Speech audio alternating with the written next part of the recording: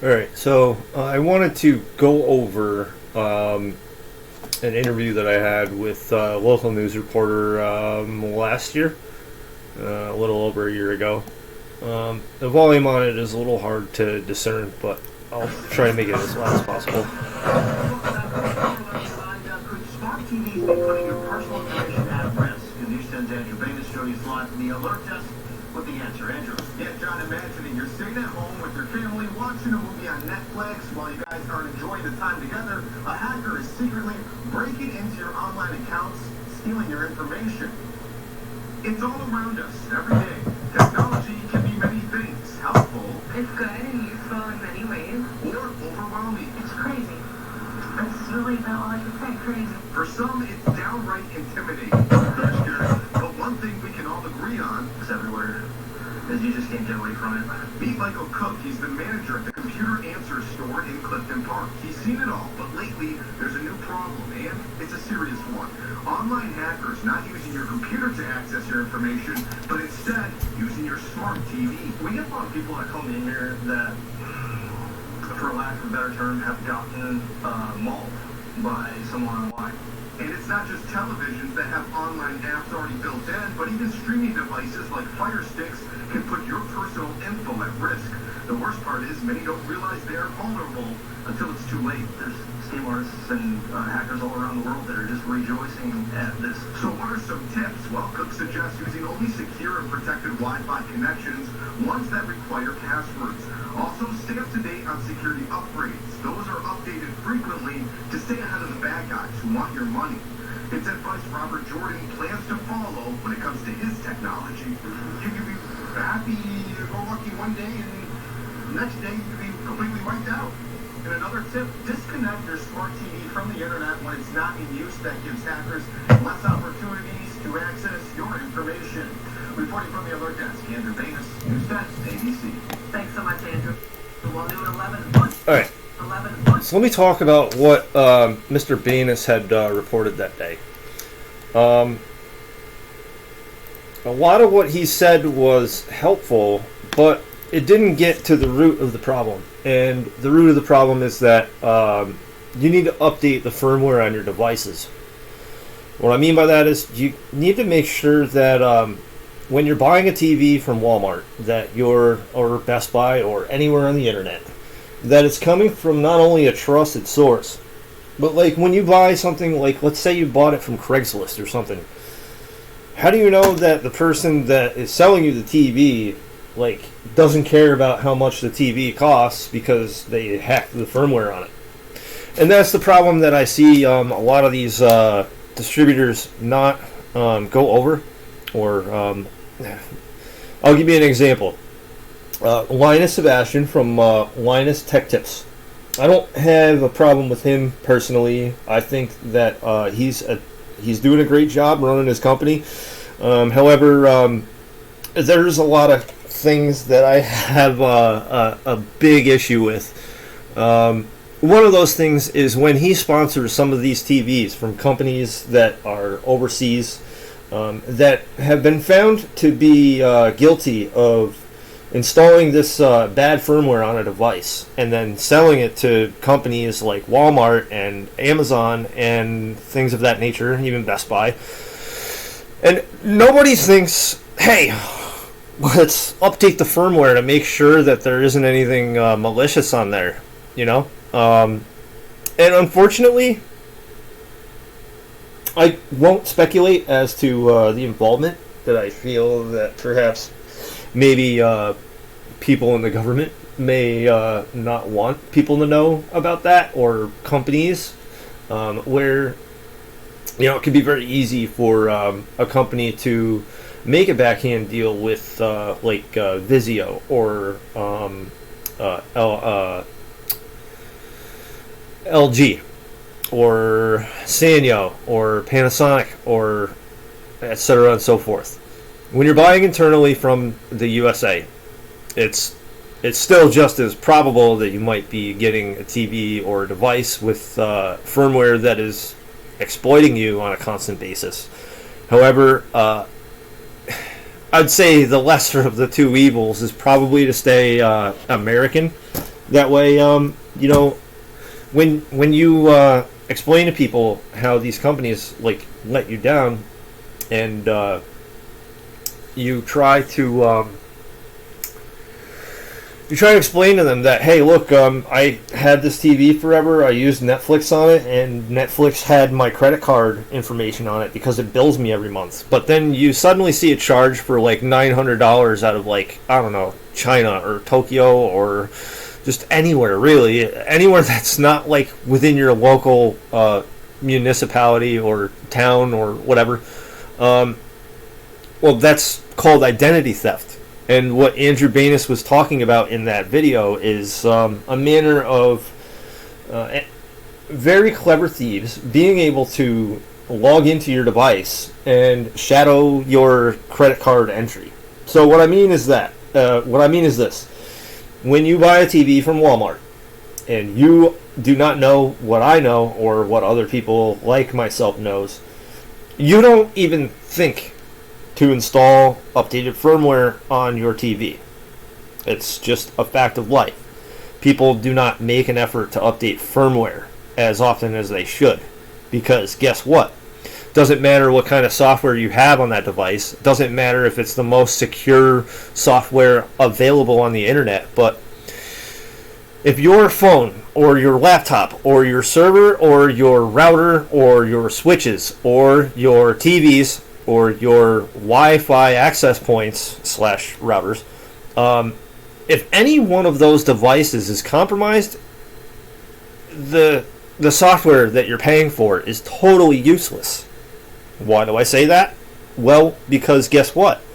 If anything on your network is compromised, it has a digital signature, and as soon as it touches the internet, the hackers know where you are. So that's how they analyze and collect data. Now, there's good data collection and analytics, and then there is analytics that kind of take advantage of people that don't know any better. And trust me, there's a lot of people that don't realize that, hey, if you have a device that's more than a couple years old, you should probably get a new firmware for it. But you know, that falls under like planned obsolescence and generating companies revenue and things of that nature. Now, what I'd like to say is that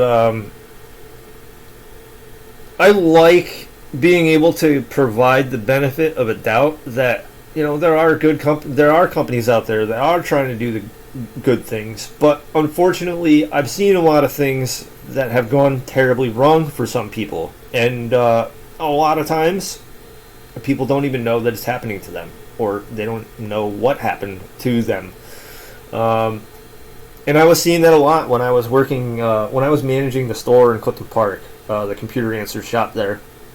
I've long since left there over disagreements that I had with the company owner, who I won't get into specific details as to how ignorant he is, but that is the one key thing that I'd love to put out there, is that a lot of business owners are exceptionally egregious or egregiously unconcerned with things that I suggest, like, hey, update your firmware, because guess what? All of your information on your network goes through those devices. So if one machine is compromised, then guess what? All of them can be compromised pretty easily if you happen to know how to do things that I do.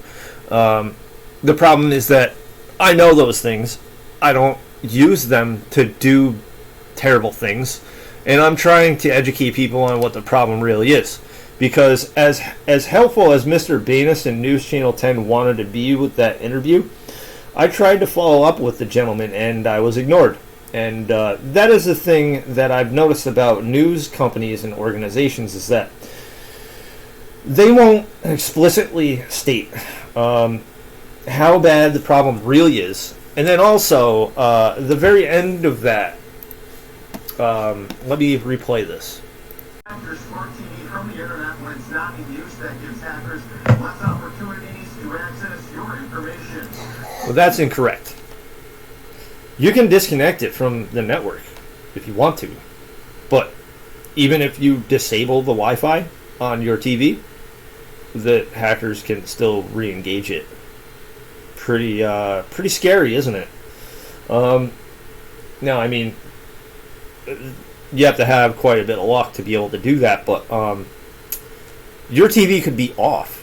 If it has hacked firmware on it, then what could happen is that it could be sending information all the time, and you have no way of knowing that, unless, of course, you're like me and you know how to use something like Wireshark, or just basically looking at the blinking light on your router or Wi-Fi device, or if you have it connected through Ethernet, you can just look at the diode on the back. Anytime that you see activity on a device that's supposed to be off, that's usually a dead giveaway that someone is collecting data on that device. And it doesn't seem to matter too much whether the device is visually on, as if you see any activity whatsoever. And that's the problem that people don't seem to understand, is that there are you all right? All right.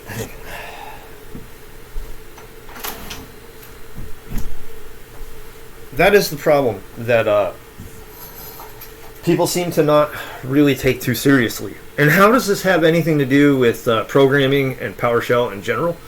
Well, PowerShell is an exceptionally great tool for being able to filter out when hardware vendors may not be updating their software or firmware, as it should be put.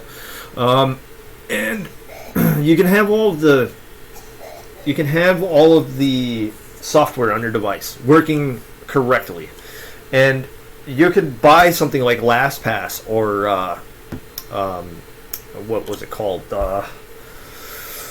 LastPass or TunnelBear or etc. and so forth. The problem is this: those services are entirely useless. I would love to say that they are somewhat useful, but they're not. The reason I say this is because this one reason alone. If the VPN in question is not utilizing the certificates that are already on your device, guess how 100% useless they are. Very much a true 100%. And what I mean by that is this: you have to transmit the certificate over the internet to be able to secure any of that stuff. Or you have to do it physically. Like, the certificate needs to be on that device already out of the gate. So companies like Apple or Windows, Microsoft. Now, you can make the case that as long as the installation image for the operating system contains the certificates, then that may also work. Or you may be able to encrypt the certificate and transmit it, and hopefully when you transmit that information, that some intelligent thief or hacker isn't able to reverse encrypt the traffic. But chances are that you're pissing in the wind when you try to develop software that isn't pre-encrypted and isn't sent over the internet. There are so many different types of ways to scam people that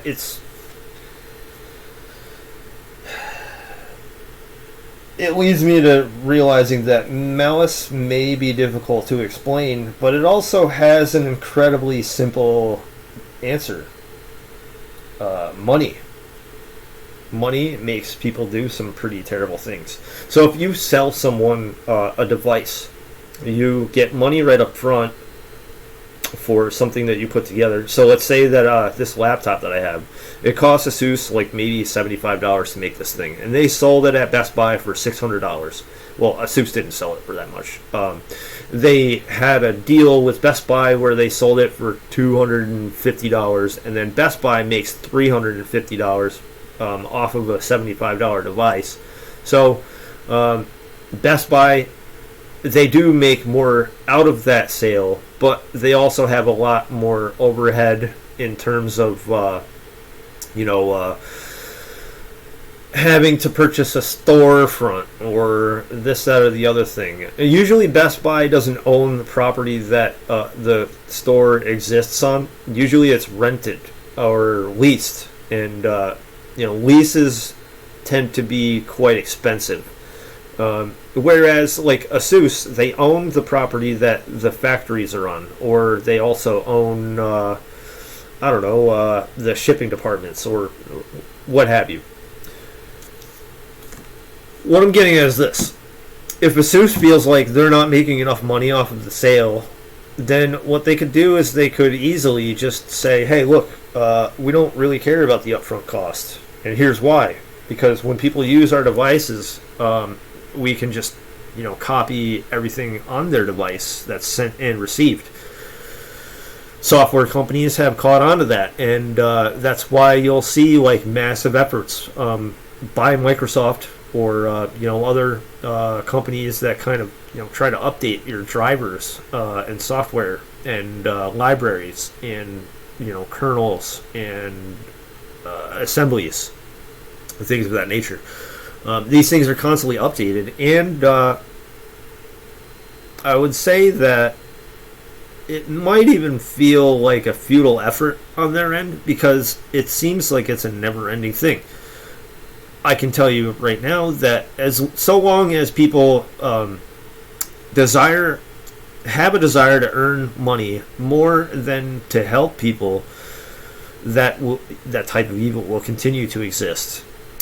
And it would be egregiously unconcerning. It would be of a caliber where you are egregiously unconcerned with how much money you have currently, for you to do something that is so negligible that 3 months later, after you tell me that, hey, that's totally pointless, I don't need to do that, and then you find out that some hacker took $40,000 from you, well, you'll get upset because you don't know how it happened. You'll get pretty pissed off because guess what? You think that it has something to do with something Andrew Banas suggested, but no, what he totally glossed over was the fact that it comes down to the firmware, and it comes down to the system manufacturers that sell you the device that has the bad firmware on it. Now, I have tried to follow up with this gentleman, as I said, and I was glossed over and ignored. And what that tells me is that when I hear something like this, Reporting from the alert desk, Andrew Banas. Who's that? Gordon Clint. There's scam artists and hackers all around the world that are just rejoicing at this. So what are some tips? Well, Cook suggests using only secure and protected Wi-Fi connections, ones that require passwords. Also, stay up to date on security upgrades. Those are updated frequently to stay ahead of the bad guys who want your money. Those are updated frequently on security upgrades. Those are updated. security upgrades, it's firmware. You should have said the word firmware, but also software. So security upgrades. Now that's a term that could be taken several different ways, but how do you update a device when the other components on your network are also compromised? So what I mean by that is, like, you need to make sure that your router has updated firmware and that you trust the router manufacturer or the engineers that work at that router company. You also need to trust your internet service provider, which I don't trust mine. Whether it's Spectrum or Comcast, I don't trust either one. I have found them sneaking around on my networks, and I don't appreciate that type of activity. But anyway, I'm not going to talk about that right now. I've also tried to explain that, if you have a switch that's from 10 years ago, like I happen to have right now, and it's either a managed or unmanaged switch, there's no way for you to know for sure that someone doesn't know how to activate that switch and then turn on a way to copy and replicate all the data on the network. So what I mean is this. Who's to say that they don't put a hard drive in every single device that is connected to your network? So like, if you have a router or an access point, or I have an old device. It's an old Dell, and I have it. I have OpenSense installed on it, and I have no reservation of telling people what routing solution I use, because here's the thing.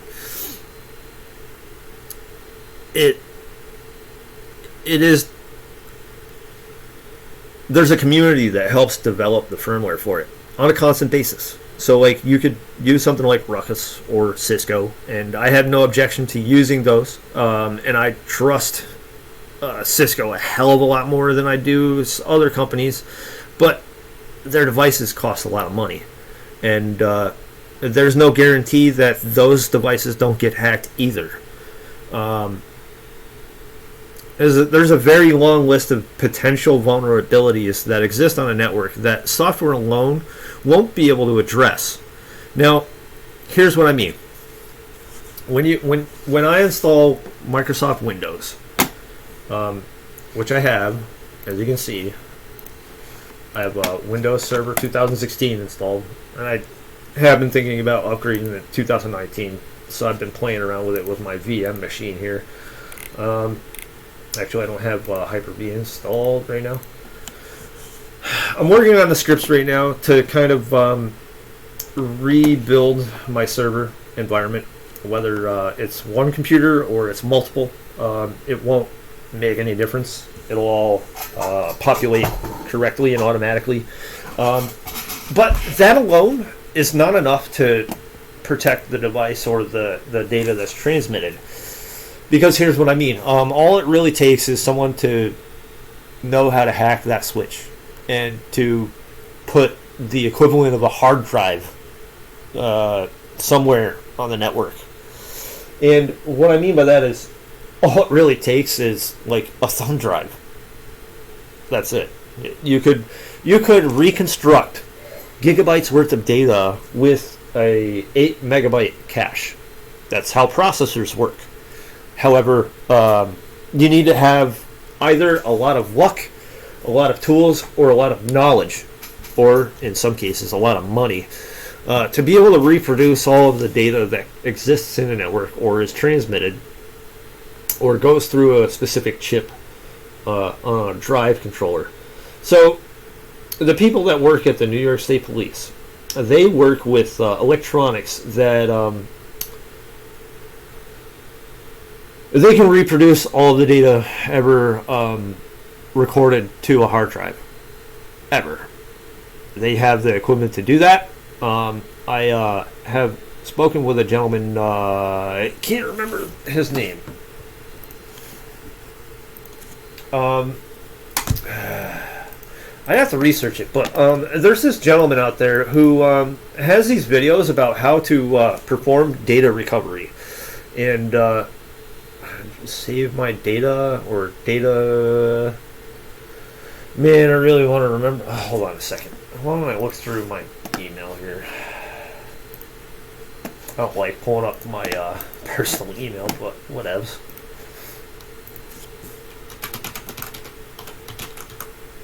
That's it. Forensic strategy. So this guy right here, Scott Moulton, he's a pretty cool individual.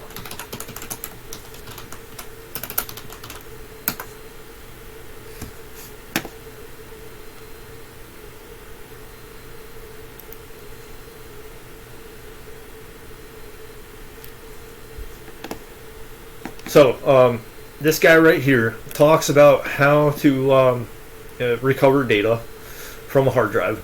This is how data forensics works. A lot of deep spar. My hard drive died. That's the name of this company. And a RAID reassembly. A RAID reassembly is it's sort of. Thank you, Trevor. Appreciate it. All right, so this is just so you know. I'm not gonna play any of his videos right now because he's got a lot of content and it's all pretty long, as you can see. And if you want to go insane like he has and I have, you can see some of the topics that he talks about. But programming has a lot to do with being able to restore data. Now, I can tell you right now that Scott Moulton probably knows how to, I don't know, find the cookies on your browser that you last access to. I don't know, go to RedTube or something like that. And,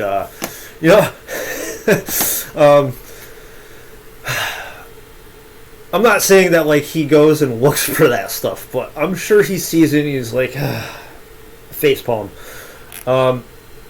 Pretty good guy. I talked to him a couple times. I do want to get around to the data recovery aspect of that, and that's what the New York State Police has a division that does that. Because on a drive controller, let's pull up a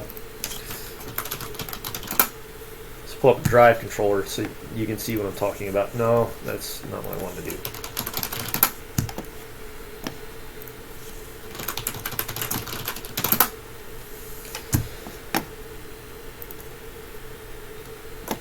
Alright, so on a drive controller, this is an SSD, yeah, so that's the memory right there. And then this is the chip that reproduces, this is the controller chip, I think. And then this is kind of like the logic chip that kind of controls the voltage of all those transistors there, I believe. I don't know too much about how this specific board is constructed, but usually the bigger chips, those are NAND chips, or I can't think of a more specific term, flash, I guess you could say. And then this is kind of like the equivalent of a CPU, but it's low grade, low voltage compared to a CPU.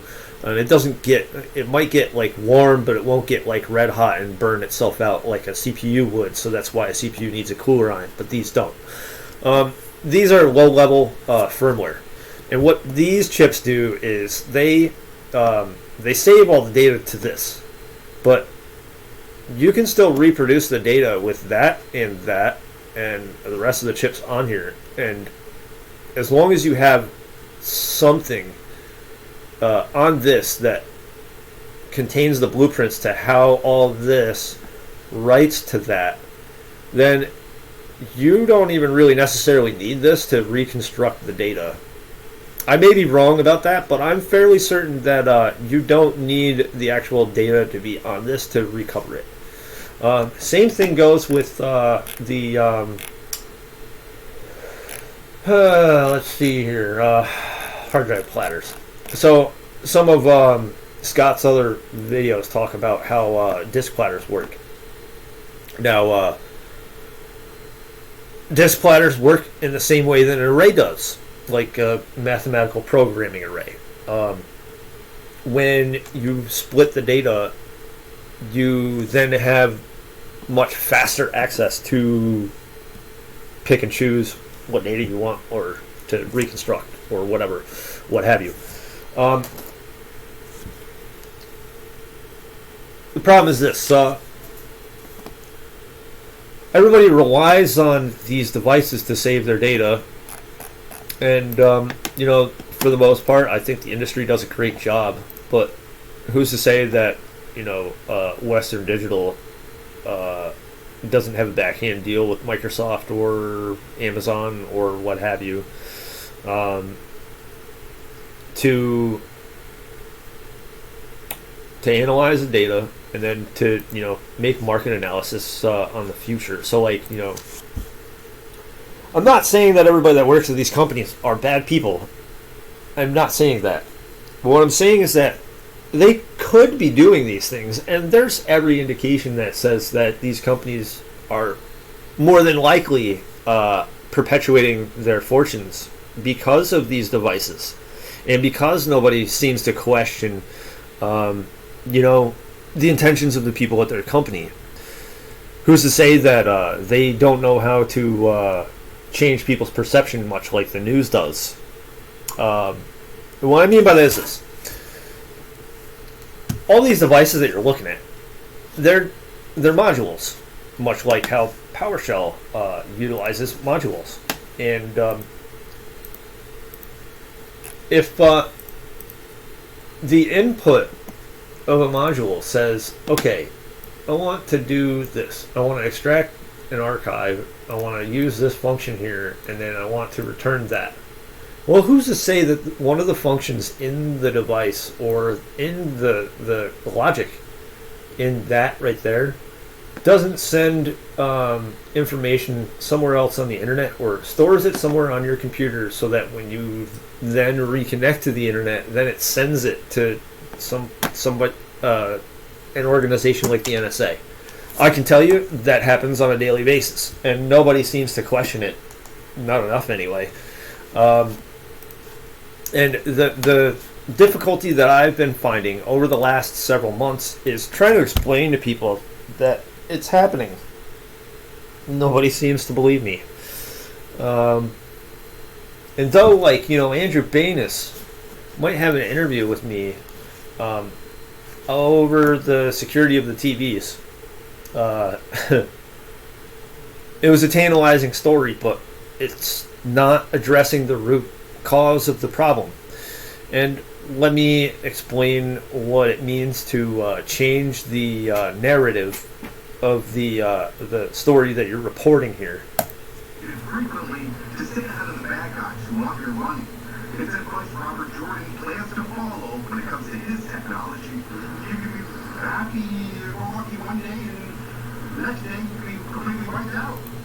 Now, look, what that gentleman said, not Andrew, makes a lot of sense. And it is kind of the thing that I've been focusing on over the last several months, is that gentleman's right. It could happen to anybody. It could happen to me or you or anyone that you work with or anyone that you know personally. It could happen to your mother, your father, your children, your uncle, your cousin. It could happen to your neighbor. It could be happening to your president. It could be happening to your local politicians, your judges, your police officers, all of those people. Not one single person is invulnerable to being hacked or exploited, especially when the only thing that you can really trust is how meticulous or relentless you can be to make sure that things are up to date. Sometimes staying up to date costs money, and that's unfortunate because, somebody does care somewhere as to you not getting scammed and to them not being blamed for your ignorance costing yourself money when you don't care about, getting hacked. To circle back to the point that I just made, Andrew Banas said it's advice that this gentleman chooses to follow, but the context of what the gentleman said does nothing to indicate that. He could have very easily just said that, and everybody that was watching the TV would take him at his word because he's working for a news organization that focuses on a very limited part of the story. Now, sure, you can make the case that who's going to watch an hour-long video where I talk about these things? Well, there are people out there that want to see these things or hear about them or also discuss them. Because guess what? The problem exists in people's hearts. And I worked with a gentleman at KeyBank for a while. His name is Gary McQueen. Now, Gary, pretty gifted programmer. He got in trouble, I believe. And, it was his employer. I want to take Gary at his word, but I have to take it with a grain of salt because I don't know for certain if it's true. But from what I understand, his employer had instructed him to hack people. Now, I can tell you that the bank that I worked for, KeyBank, they had an incident one day where all of a sudden the encryption software popped up and it said, bam, there's an error, and then all of the machines in the company needed to be rebooted. Now, I talked about this in my development log or blog, which my website's down right now because I'm still waiting for ASUS to send me the updated firmware. But here's here's the problem that I see. Is that not one person questioned why that encryption software failed. The encryption software did not fail. It actually detected the anomaly at the moment that it was executed. So what I mean is this. If you have a hacker that wants access to your bank digital vault, it's not the easiest thing in the world to do, but when you work with like a company that if KeyBank buys nothing but Lenovo devices, and you know for a fact that Lenovo got caught red-handed with installing malicious software to sell the companies that buy their hardware. Lenovo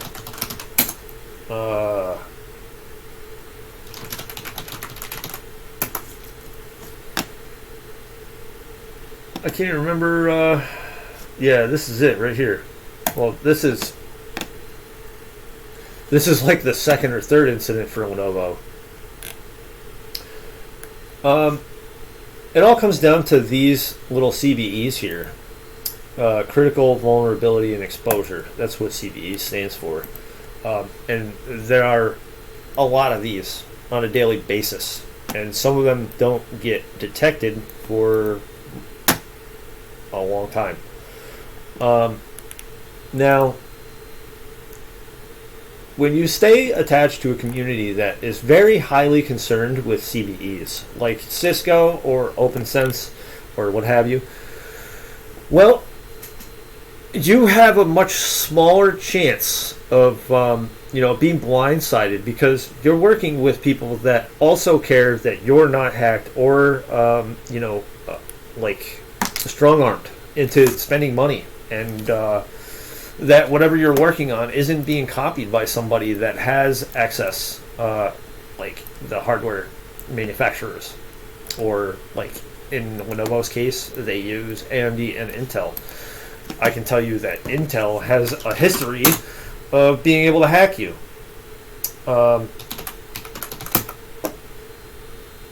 Now, you could make the case that I'm talking out of my ass right now, but how did this go undetected for nearly 10 years?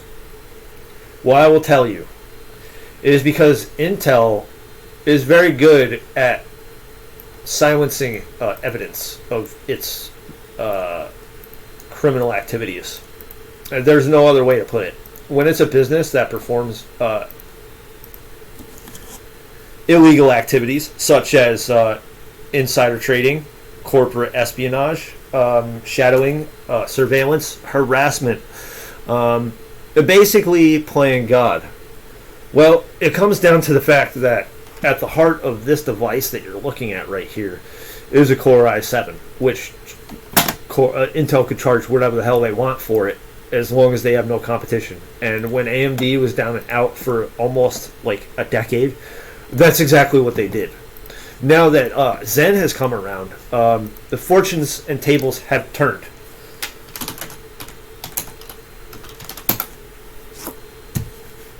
Now, here's why competition is exceptionally important, especially in a market like America.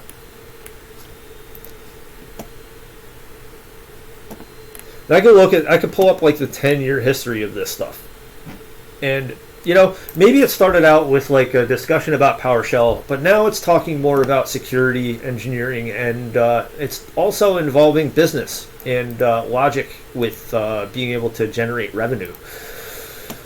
Hence the reason why I have to go off on these tangents that talk about things that are entirely relevant. The New York Stock Exchange, AMD, and Intel, NASDAQ, INTC, both manufacture and market microprocessors used in servers, desktop PCs, and notebooks, and also tablets and smartphones and other devices. And you're not including Qualcomm into this because they're also included, or Apple, which they're also included as well. Here's the market trend over the last 5 years for Intel. I guess, I don't know. You compare... looking at this doesn't really tell you a whole lot, but looking at this tells you a hell of a lot more. It tells you that Intel has been beating the shit out of AMD for that whole period of time. Like, not just beating the shit out of them, but like, you know, basically ripping their pants down and saying, hey, guess what? I get to be part of the innards of your rear end. That's what that means. I'm sure that sounds colorful and maybe insulting in some way, but I'm not trying to insult anyone here. When you see competition like this, it's not competition. It's basically being, it's a masochistic beating. That's what that is. But there are reasons. There are 55.9 billion reasons why Intel seeks to gain by something like Intel Spectre and Meltdown. So, like, you know, if AMD doesn't make their own processors and develop their new processors without any Intel hardware whatsoever, and, you know, maintains a strict control over the environment in which they develop those processors, well, guess what happens? What might happen is that Intel will be ahead of the game and will have your idea before you have a product to sell. And not only that, but they'll also have the trust of all the people that are out there that, you know, hey, AMD E-Series chips sucked, which for all intents and purposes is true. So, like, if you want to be competitive, you actually have to have a product that competes. And when I say competes, you can't charge like $50 for a processor that cost you $100 to make and expect people to want to buy it when it performs less than a certain percentage of the cost of performance ratio of said competition. So, like, let's say if an Intel i7 cost like $400 back in the day, and then let's say Intel,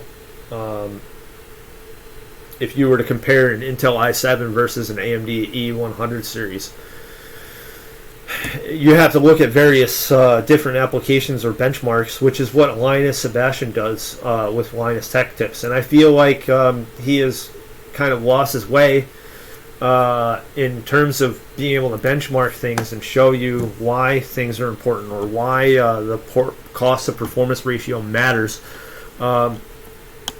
When Linus forgets what his roots were all about and why that he became famous to begin with.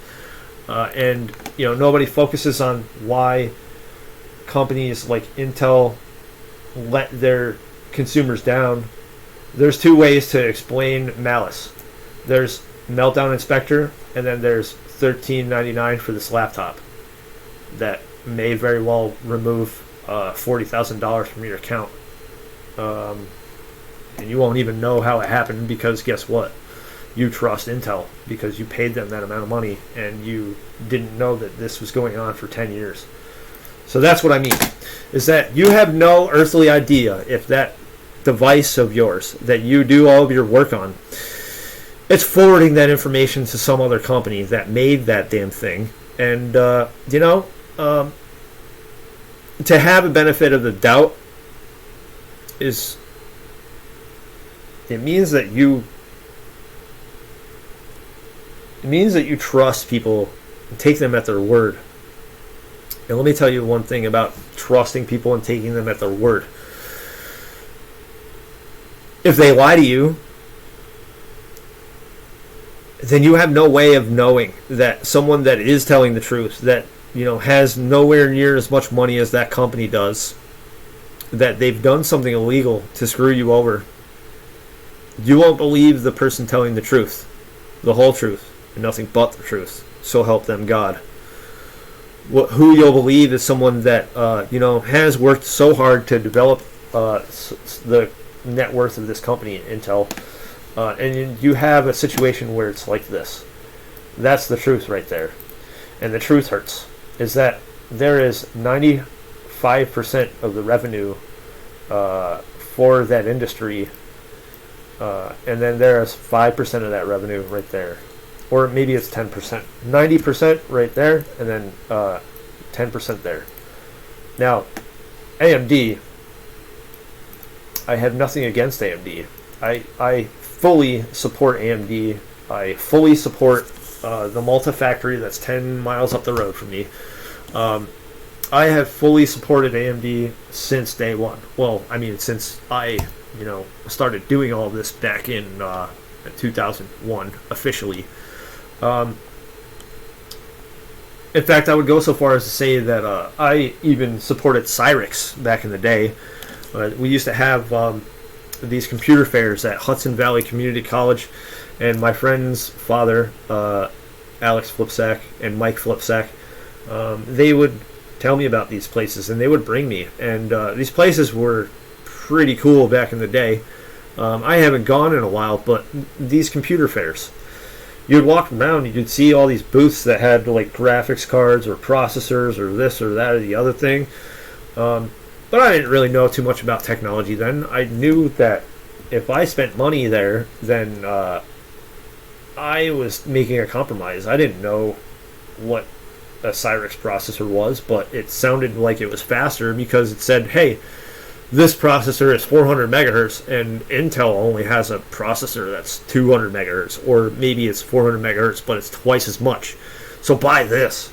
So, I gave Cyrix a benefit of the doubt, and then I bought the CPU, and when I went home and I tried to install it, guess what? It didn't fit. I wanted, to try like hell to make the damn thing fit. But, guess what? It's a totally different socket. So, that's how you can kind of curb the market.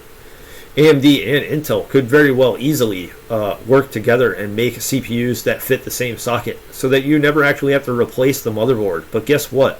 Intel loses out there, so does AMD, and so do the motherboard manufacturers. So that will never happen. Unless, of course, you happen to develop something like a smartphone like Steve Jobs did. And then people are like, hey, this is a really great idea. And the motherboard manufacturers and Intel and AMD were like, damn it. Why didn't we do that sooner? Why didn't we think of that? And that's why those companies aren't too happy with the iPhone's success. Because here's the thing. That iPhone, right? That iPhone that you are paying $1,500 for now, the only reason that it's able to cost $1,500 now is because the person that made the original iPhone has since passed away, which is a tragedy because the man was a genius. He knew ahead of time what it was like to take a bunch of different ideas, put them together, and make something that, really made people think twice about how cool technology could be. And then, after he came out with the Apple II, which did this damn thing that I just suggested, he was ousted from his own company. Because why? I don't know. Greedy investors kicked him out. Or the man for Pepsi, who was really good at bullshitting people into buying things I can't remember his name. He was really good at telling people, hey, look, buy this. It's freaking cool, man. And people would do it. Well, Steve Jobs got kicked out of his own company. And I'm sure that Steve Jobs, thought to himself, he's like, this is screwed up. My vision. They've taken anything that I ever cared about and removed me from my own company. But I will tell you what happens. Two companies that, forget what they're working for or what bleeding in six colors actually means. What it means is this. It means that somebody somewhere wants to do the right thing and wants to do right by the greater good. And unfortunately, there are a lot of people out there that are lazy or ignorant or would rather hit the thumbs down button and, target my discussions and leave a bad review because guess what? They're guilty of the things that I'm talking about. For instance, infrastructure. I uploaded the video last night, and sometime in the early morning, I went on my computer and my internet was disconnected from my laptop, which tells me that somebody did not like the information that I released in that video. Who would I have, spoken about in that video that would not like it? Well, I said a name in that video, and somehow the next day I wake up and the internet is disconnected. Now, if you know what I know, that infrastructure works with Spectrum and with the New York State Police and with the justice system and with Microsoft and Cisco and etc. and so forth. And when I say one very specific name that I do not like that individual because I know that how much he is able to do and remain anonymous until I call his name out. I know very much that this individual does not deserve to have his job, deserves to go to prison actually, and I'm going to make every effort to make certain that this individual does not continue to have a job, because guess what? This individual has been stealing a lot of my ideas, which is the reason why I have been putting all this stuff out there. This is the reason why I have been talking about these things that actually matter a heck of a lot to a lot of people. Because guess what? Nobody cares about programming until you tell them, hey, guess what? The program that I'm writing makes sure that you don't lose your money. Or it makes certain that, people at hospitals, like doctors, when they prescribe medication, that, the nurse that goes to give the medication to the patient isn't giving them a lethal dose of medicine and thereby killing that individual. That's how important this stuff is. That's what it's all coming down to. Now, for me to be able to take all this stuff and concatenate it into a project, it's a pretty tall order, let me tell you. But it needs to be done because Microsoft, as much as I go back and forth with them, I know that there are good people that work there that care a lot about what people think of them, and that they're fighting a war against people that they get blamed for. And unfortunately, until the people that work at Microsoft and I have an actual physical in life discussion and shake hands and say, hey, we're serving the same common purpose here. Well, what happens is that I have to kind of talk about things that they could or could not be guilty of, because when you have a shared liability of whose fault it is, like I suggested in the last video, whose fault it is for this right here. Well, it sure as hell wasn't Microsoft's fault that company decided to be an asshole and go ahead and spy on people.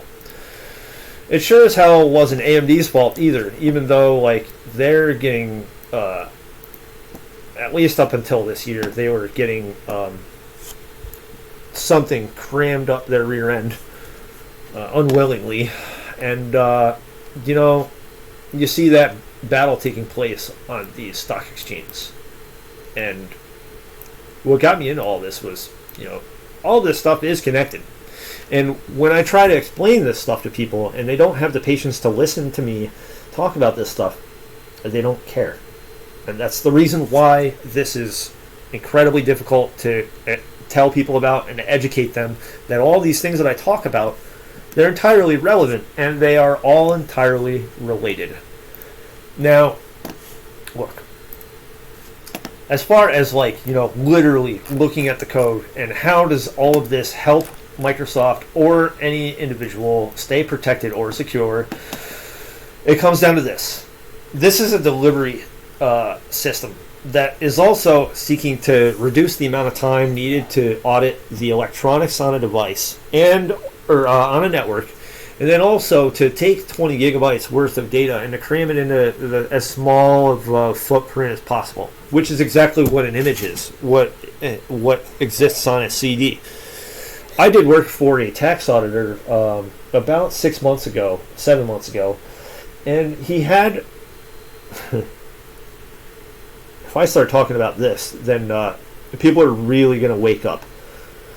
This tax auditor works for a collection of schools, a very successful collection of schools, or I guess some of them are more successful than others, I guess.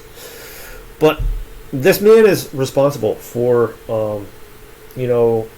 approving the payments and funding for this entire school, or at least most of them, or some of them, and also several millionaires. And I don't know if he handles tax information for said billionaires, but I know that I take him at his word because I've seen the tax cabinets that he has. So this guy, he's an auditor, a tax auditor. So his job is to make certain that no, that's not what I meant by that. I'll have to rephrase the point. This tax auditor that uses like Quicken or QuickBooks, QuickBooks, QuickBooks and Intuit. Intuit is a pretty good meaning company, but when you charge like $1,000 a year for the software that this man uses, I have to question how complicated could it be, especially when Intuit doesn't actually have the access that Microsoft does to be able to tell the man that, guess what, that software that you installed on your computer to clean your registry, well, it was actually a hack. It was actually released by a company that wanted to see what you're doing and exists in China somewhere. And now you don't seem to think that your computer not working. That prompted me to have to come over and fix your computer and do it very carefully and very slowly and very methodically. When the past 7 months I've been looking to find a way to do the work that I did for him that took me 3 to 5 days, because that's how long it takes to make damn certain that the data that you're using isn't gone or placed or missing on the other end of the process. But I could have done all of that within 5 minutes, if not less, if I had finished this tool here. So that's what I need, is that all the things that would have taken me 20 hours for that one individual client will now take like 5 minutes once I get to a point where this is all complete. And that'll include, being able to transfer all of the licenses for the software that he uses so that he's not missing any of it. It'll catalog all of the data that he uses to access his QuickBooks. And rather than, QuickBooks just, taking a block of data on his hard drive and then backing it up to a file, it could actually catalog the changes to that database rather than the file being overwritten. And that's how QBF works. And unfortunately, and it is unfortunate, all the security on your network is totally nullified and void if you have a printer on your network that has hacked firmware on it. And that is what I found at this tax auditor's office, was that not only was his printer hacked, but also his computers and his router. And I tried to educate him on why. He's like, I've never had a problem. It's like, you don't know that you've never had a problem. You're handling tax information for millionaires and for a school. So when you say you've never had a problem, to me it sounds like you don't know what the hell you're talking about. And you should probably not try to tell me that you've never had a problem, because guess what? You had a problem this entire time, and I found the problem. And you called a friend of mine who then sent me to you because you had a problem being able to access your data on a drive that you thought was dead. I spent 2 hours on the phone with this individual and talked with him because he was totally stressed out at first. And I had to talk to the gentleman into, some kind of way to calm him down. And after he spoke with me, he seemed to be a lot more calm. He seemed to feel as if he was in good hands. Because guess what? I asked him good questions. I asked him about the software that he uses, what he uses the software for, how many devices he has on his network. So the 2 hours that I spent with this individual on the phone to then have everything I needed when I got there, you can't put a price on that. I mean, you can certainly put a price on it, but, when I did all of that work in the 3 days that I did, and most of that time was just spent letting the process continue on my device. But most of that time was spent, just I didn't have to be involved in that process of collecting the data on all of his machines because I had cataloged it, and that's what software like Macrium Reflect does, or MDT, or 7-Zip. You can actually get 7-Zip to do exactly what Macrium does. You can also get MDT to do what Macrium does, and you can also get MDT to do what 7-Zip does as far as imaging is concerned. But really at the heart of all three of those things is DISM.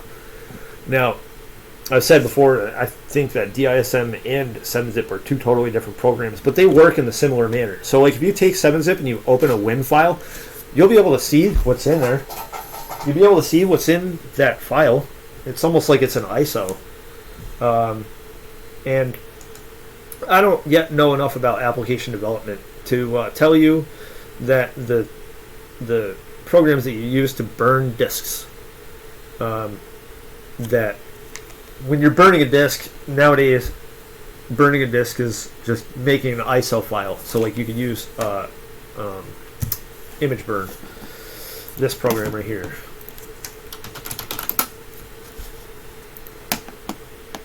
So who's to say that, like, this company right here has to make revenue off of advertisements to something like Slimware, which I can tell you right off the rip that Slimware is not a good program or a company. They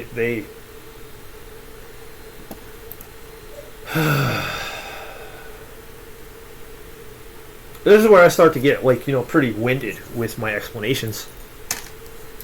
Is that I have found exploits within Slimware utilities. I have found exploits within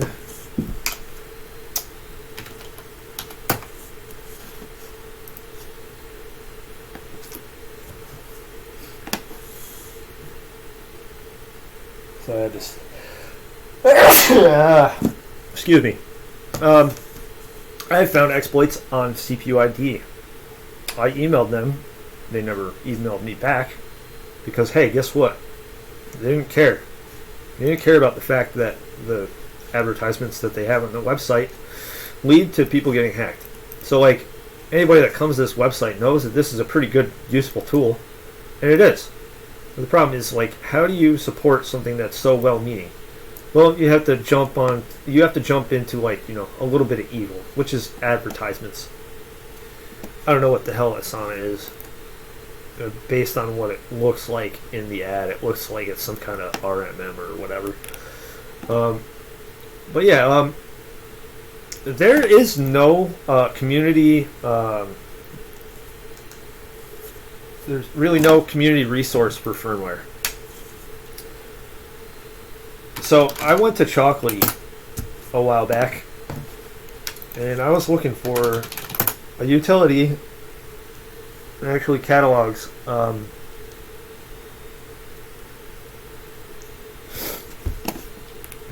firmware. So like Dell themselves will do it, but what I'm looking for is this right here.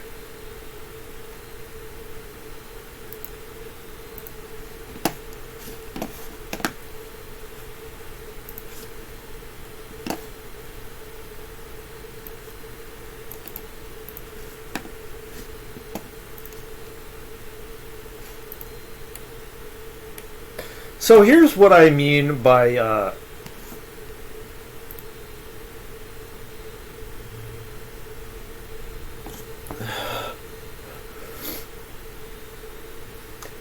well, this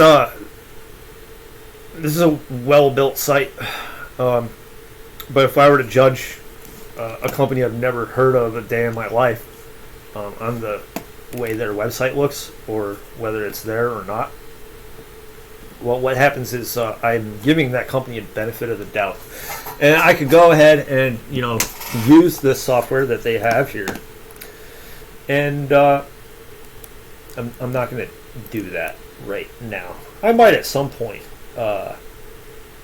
scope out some of the stuff here, but what I'm trying to say is this: if a piece of software that's supposed to upgrade firmware has gone red, that means two things, not just one thing.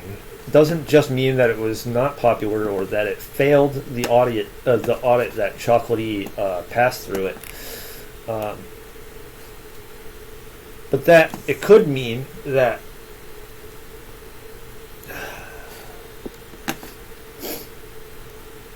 I think this might actually be one that is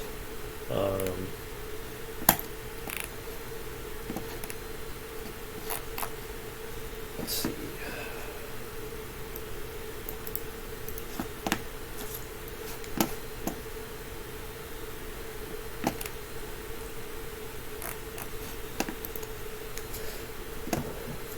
All right, so here's what I'm trying to say. There does not really exist a website that you can go to that's well known, and you can, like, if you need the firmware for your device, right? You need the firmware for your device, whether it's a TV or a laptop or a router or this, that, or the other thing, and you can keep that thing up to date. Because you can have a computer worth $24,000. Let me see if I can find one, just so you can look at an image of one.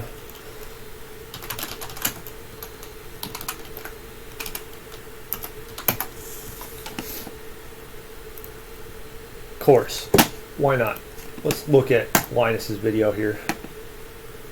Critics are calling Ad Astra a masterpiece. Nothing can prepare you for what's out there. Ad Astra will keep you guessing up to the very end. I've done everything you've asked me. Ad Astra, ready to use your team. Get tickets now. So I was looking through the 3D Mark leaderboards the other day because... Alright, I just want to pause for a moment.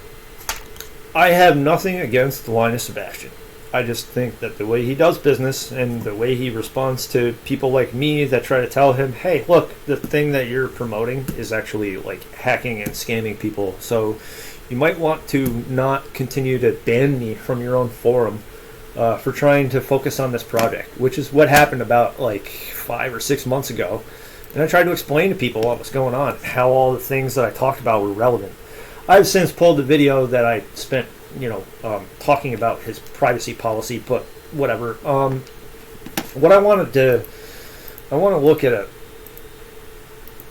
okay, so yeah, I remember this one. I think this is the one with 2 motherboards in it.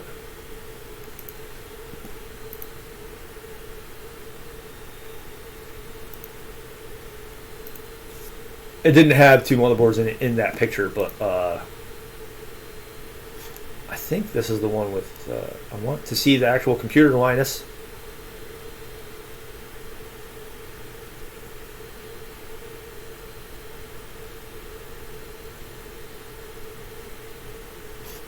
Well, there's no way that's the entire thing. Here it is for you to run the game.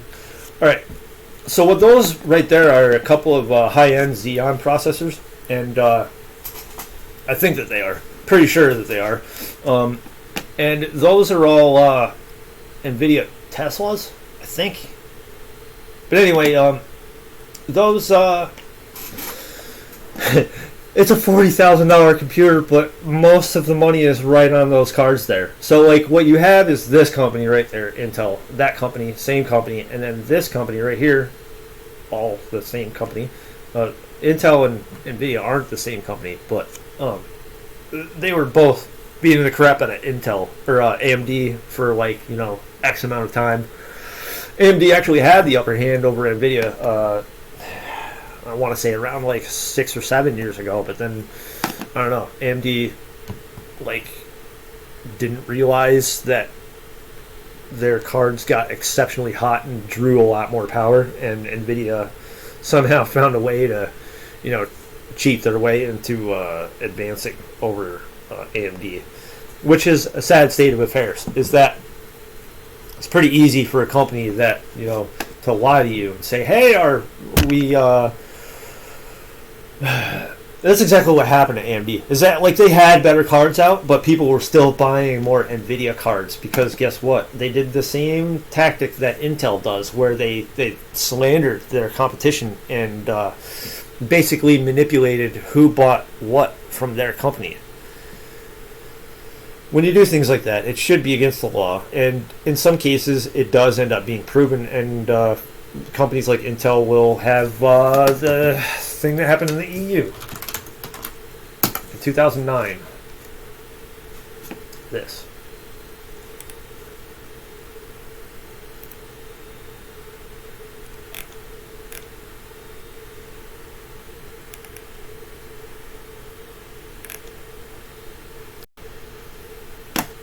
That right there. So what you're looking at right here is Intel broke the law, and it's like 10 years later, and AMD is still waiting to get paid, or at least the EU is, for Intel breaking the law.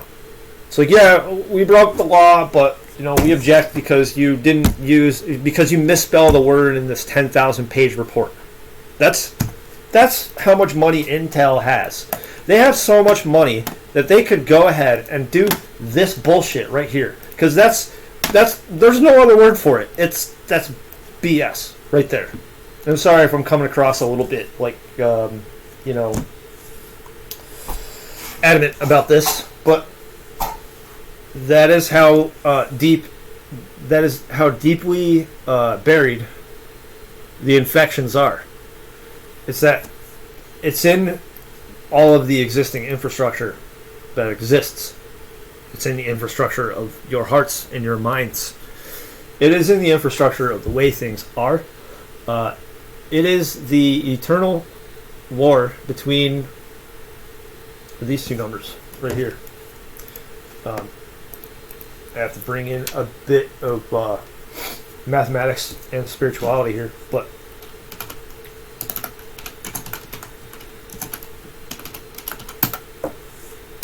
alright, so I want to say pi equals that, and then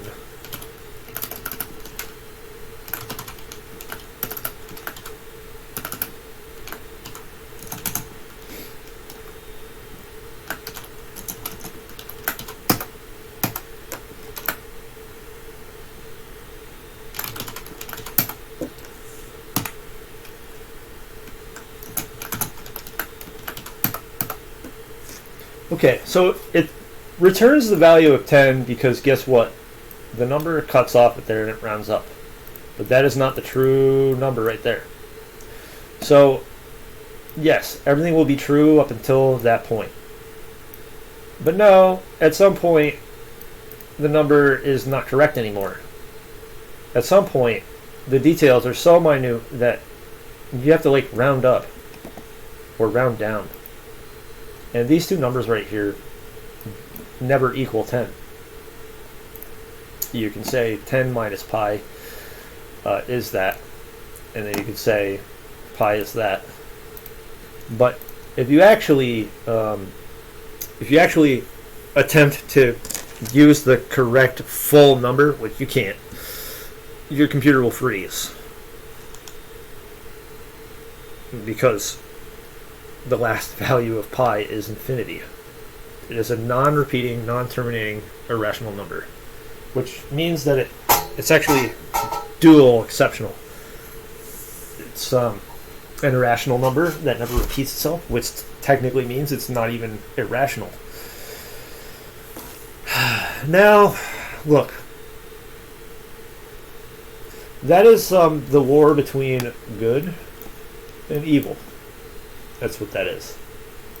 That's what I like to look at it as. It is the war between God and the devil.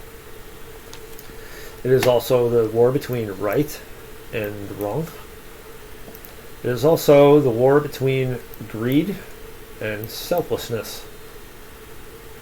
Or no, selflessness and greed. So this amount of percentage of people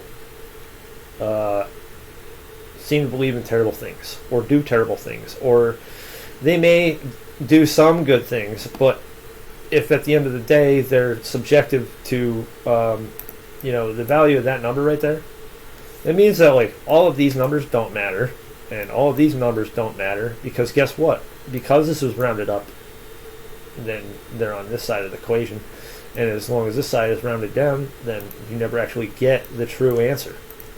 So that's how deeply entrenched these problems are.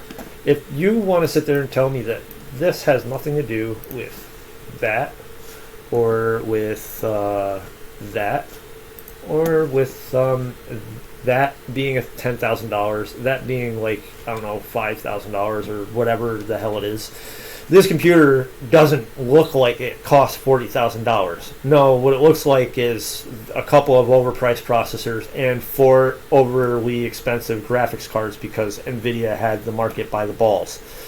I can guarantee you this computer is nowhere near worth $40,000 anymore, even though the video was released not even 2 years ago, or like a year ago, last year.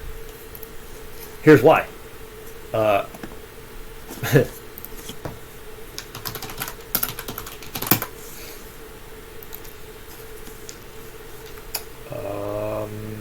Forgot the name of it.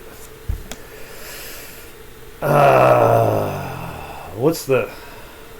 I don't know what's going to be able to answer me. Epic.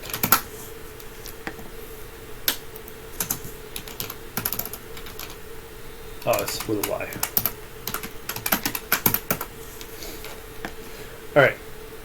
So, 64 cores for $7,000. I mean, I think that AMD deserves to be able to charge that much for something with 64 cores in it, because I don't even think Intel can even come close to that.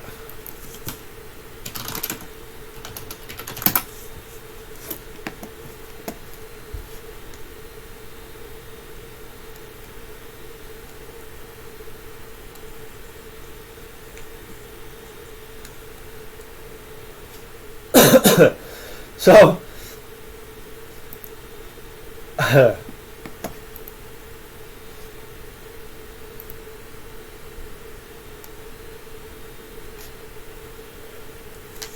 heard this story about how Intel went to like some exhibition, and they're like, "Hey, we have the world's first 5 gigahertz processor," and everybody was like, "Hey, that's cool." And then like, hold on.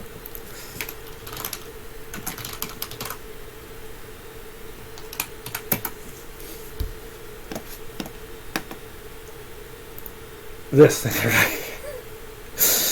It's like, look, this is a blatant slap in the face. This is a blatant slap in the face to what the truth actually is.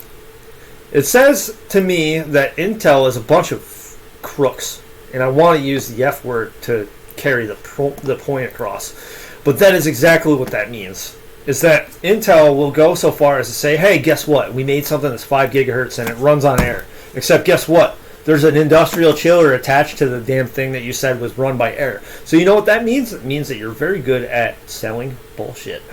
That's exactly what that title means. That's why there was a bunch of outlash about this. Because guess what? Intel's been doing this and developing quite the track record of doing it. With Meltdown Inspector and with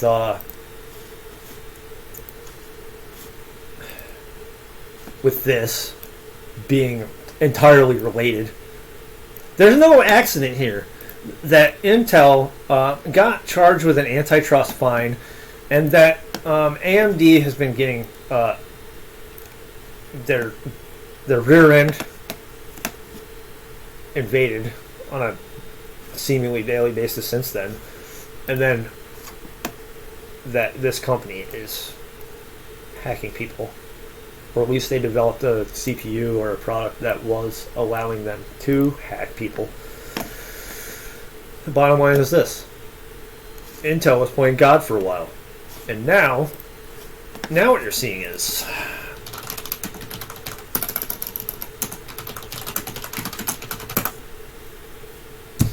look at that. I mean, that's like just today. So like April 22nd, 2019. I'm gonna go to 5 years. So June 1st, 2018, $57 a share. And we could figure out what news came out where people were like, oh, screw you, I'm out of here. And then down like another $10. But, you know, this is almost like a trust graph. It's like, this is how much investors trust this company from here to there to there to there. Let's say max. Let's see, okay, around 2,000.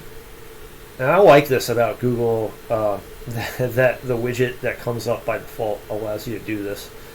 But I mean, look, that was like right before September 11th, 2011. Or 2001, my bad. So it took a plunge right there. Because guess what? Every company did. And then you see this whole like graph here where it goes, never really meanders out of like 40 up until about 2017. And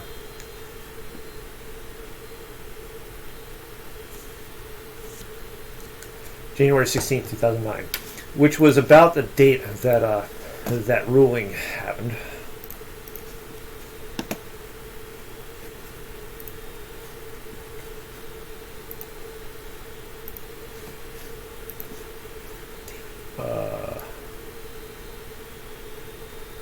Did I close it?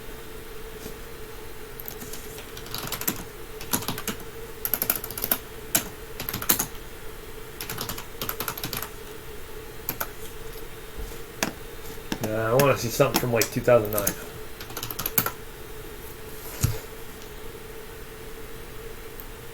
On the 13th of May 2009, the European Commission adopted a decision finding that Intel Corporation infringed Article 82 of the EC Treaty by abusing its dominant position, etc., so forth. Now, the ruling was on May 13th, 2009. But I can tell you that just by looking at that graph there, they were on to their games well before that.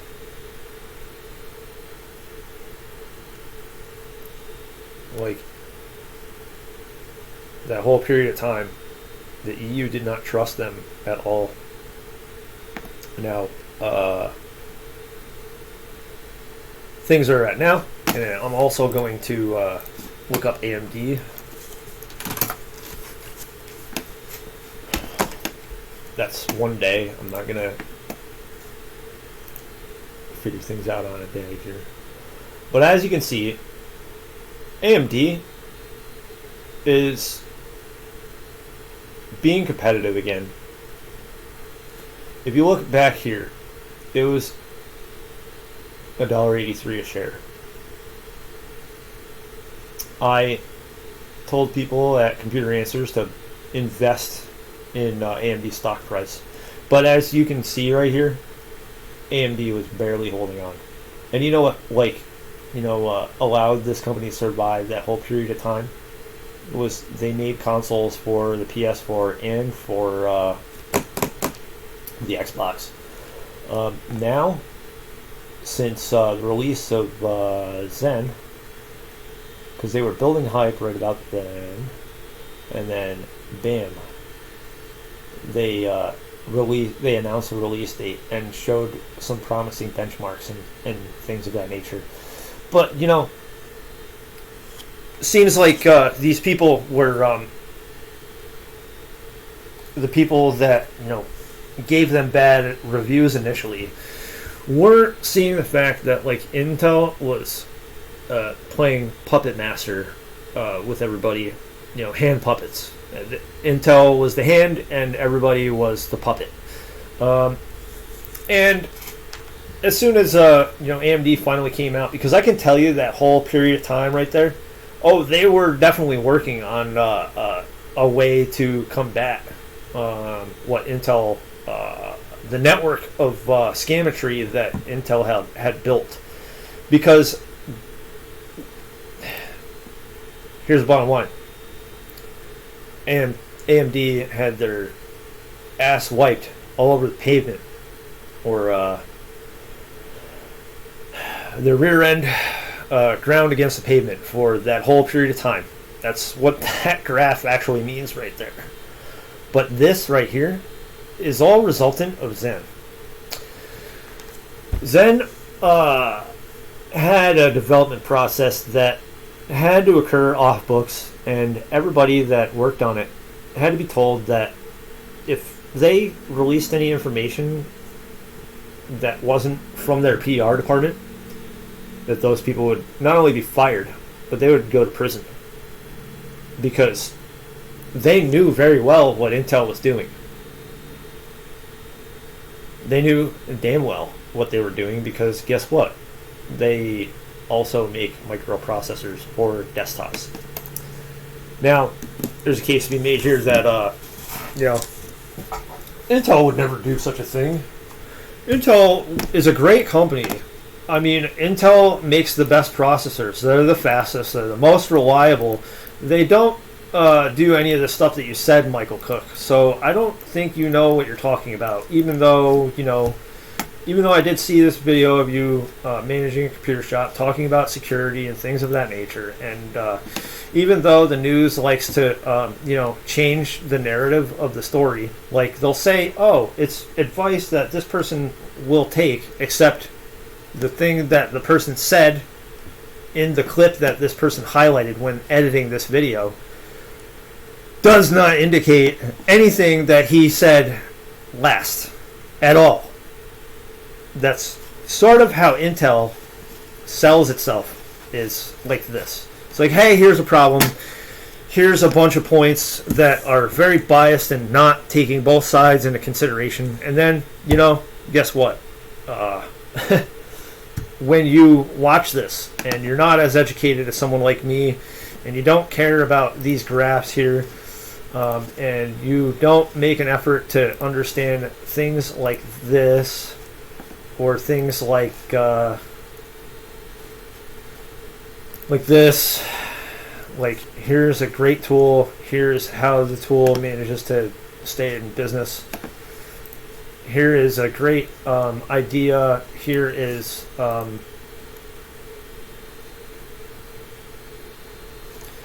here's a market, well, I want to call it a marketplace because it's all free. Here's a great idea pissing on a better idea. And then here's a guy that has great ideas, or at least he used to, or occasionally does. Like, hold on.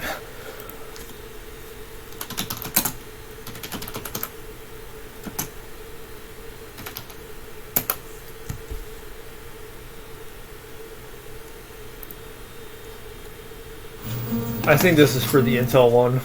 I'm looking for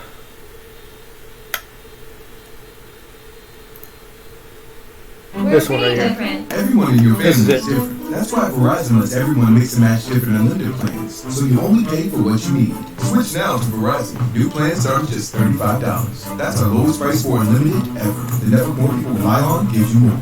There's another company. Last time we tried delidding, the process of removing the heat spreader from a CPU, we decided that it wasn't really worth the effort, the voided warranty on a brand new $300 processor, or the risk.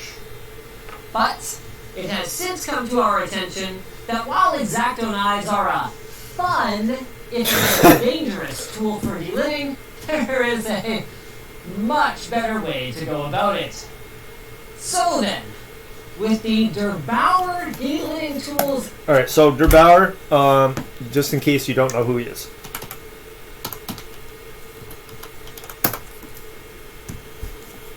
He's the overclocking champion, so he knows how to tune CPUs like well past their maximum limit. He's from Germany. He's got a pretty heavy German accent. But, he's a pretty cool guy. I like to watch his videos sometimes. I just, I don't know. It gets a little cryptic, and it gets a little,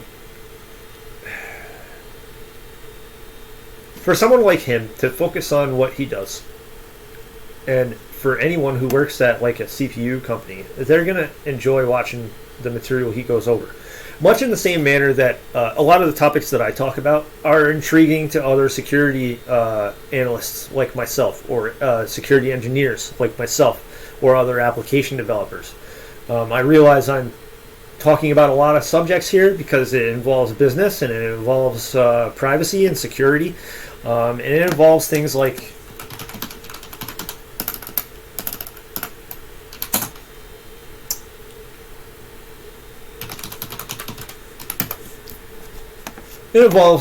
this.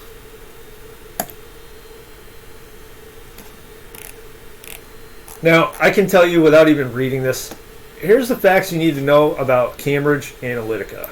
And no.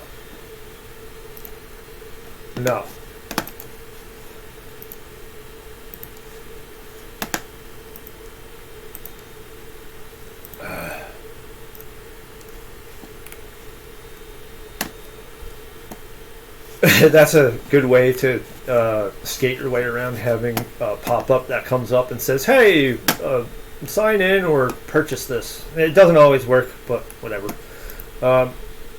Here's the problem with this. Facebook and Cambridge Analytica. What you need to know as fallout widens. Oh, I can tell you, the fallout widens. The fallout has been wide.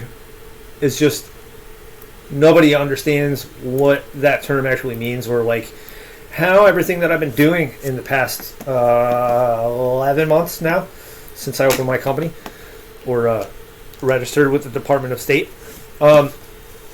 Since then, I have been well acquainted with the people that seem to gain monetary compensation from limiting how damaging this story is. Because guess what? This also, this has everything to do with this right here. And it also has a lot to do with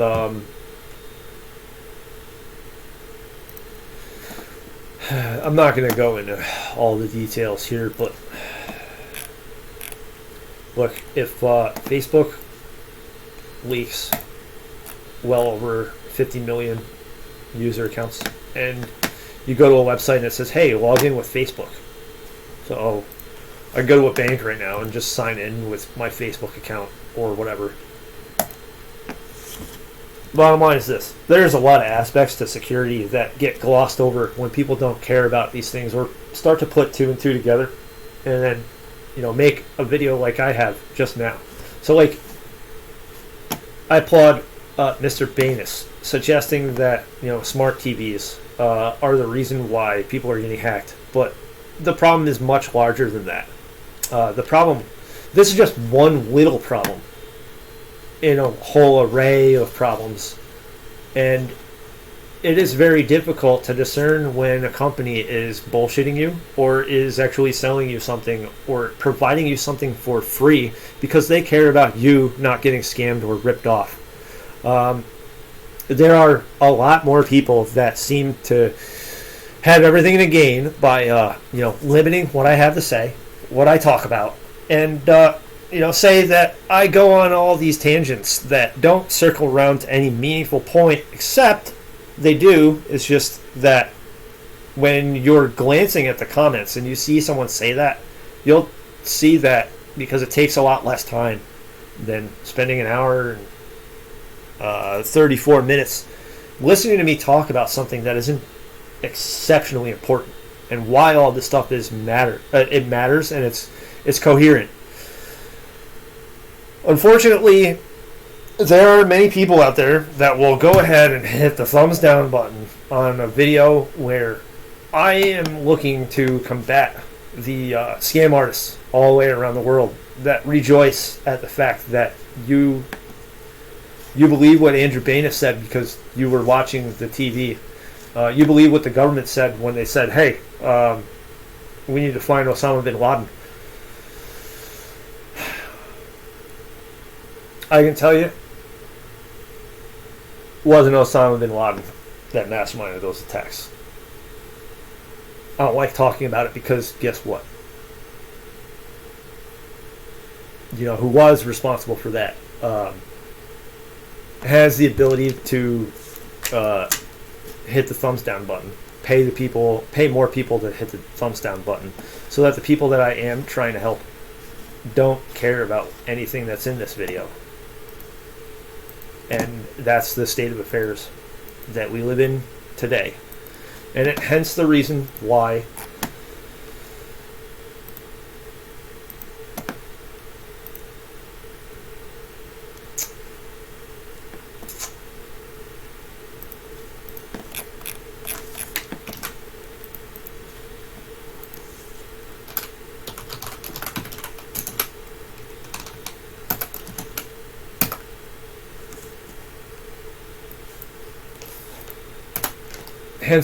I came up with that.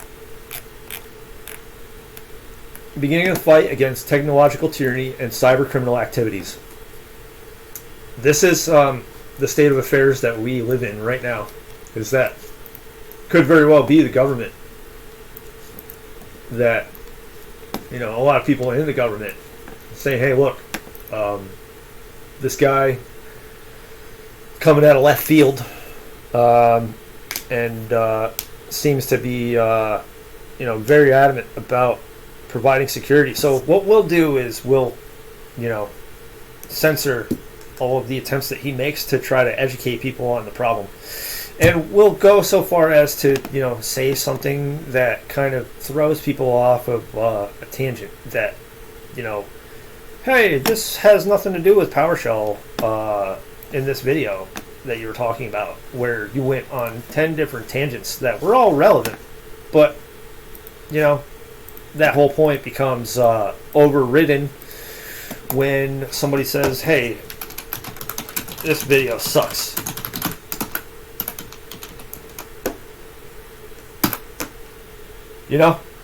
That's all it takes to take all the concepts that I talk about in this video. All it takes to trump it all is for someone to just comment that or hit the thumbs down button. Because guess what? When you care about money more than people, you will do that. When you care about people more than money, you will listen to people that sound like they're intelligent, that actually have a very exceptionally great point or several exceptionally great points to make. And you catalog like this stuff here, and you make no effort to put two and two together here. Well, what happens is you might not understand why so many terrible things happen, or why 2 towers in Manhattan get reduced to rubble. 2 towers that happen to have a lot of economical records that no longer exist. Or like, for instance, a 3rd building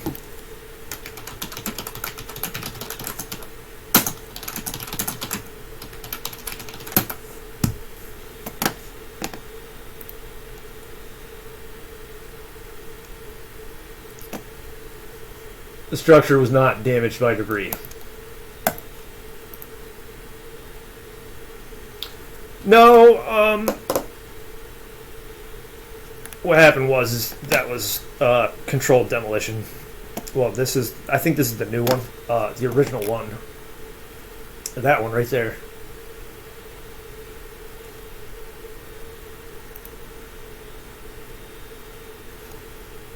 See how far away that building is from these two?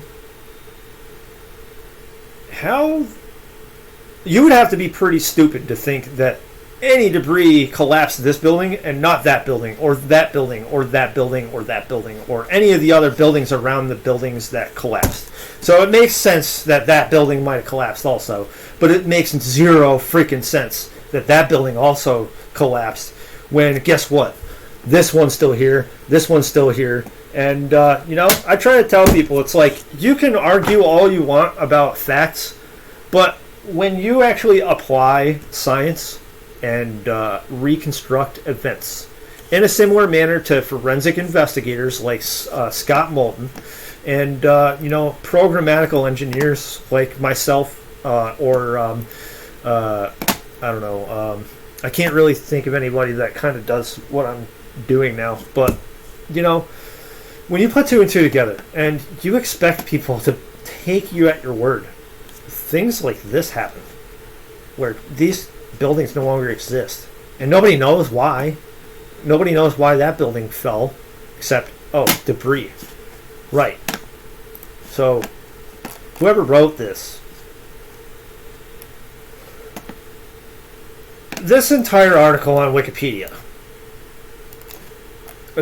all of these references here, somebody made an effort to put all this together. And there may very well be 99% of the facts here. But so long as it says the structure was damaged by debris when the nearby North Tower of the World Trade Center collapsed.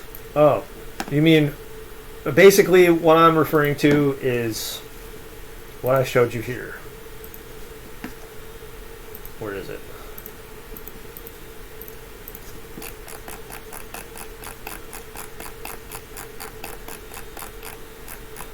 Making a point here. Damn it.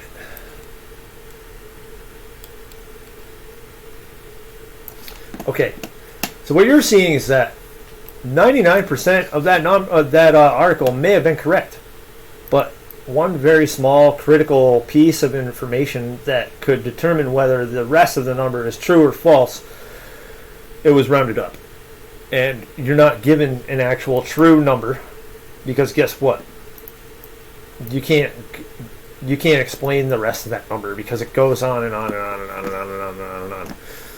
And that's why theoretical physicists like Neil deGrasse Tyson understand that, like, when you start to talk about things like the universal expansion or string theory by Brian Greene, or you know, the double slit experiment by Derek Muller, or the vast amount of videos where Linus pretends to be an expert, but is in fact just someone who used to be an expert, who is now just a shill, and you know, promotes things that cost people a lot of time and money. And you know, I really wish this gentleman would remove his head from his ass, but I can't expect him to want to do that. So at any rate, I'm done venting for today. This really had very little to do with PowerShell, but had in fact a lot to do with the reasons as to why I've done all this. It's because all this stuff is relevant and all this stuff matters. And you know, you can take it or leave it. It's up to you on whether you decide to absorb this information or not. But I'm telling you right now that I'm making every effort to uphold the greater good. And unfortunately, there's a lot of bad things that need to be undone. That being said, I hope you enjoyed the video and the discussion, and I hope you have a wonderful day, and take care.